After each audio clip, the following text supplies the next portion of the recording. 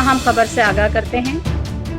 ज़मान town police station में जाली रंजिश का एहलकार गिरफ्तार। ज़मान टाउन पुलिस स्टेशन में जाली रंजिश का एहलकार गिरफ्तार। रंजिश का जाली एहलकार बत्ताखोरी और इलाके में खौफ-ओ-हरास फैला रहा था।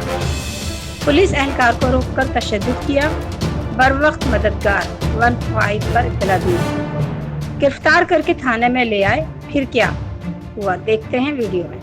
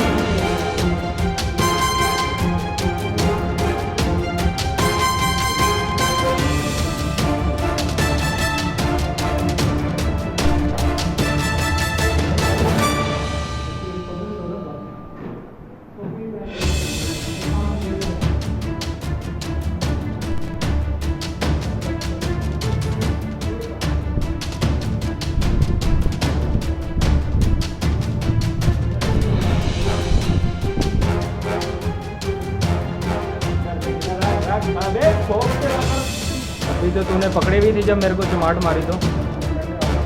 नहीं अब पता चलेगा। तो फिर ये उस दिन का क्या ड्रामा है 3000 वाला चर्च का?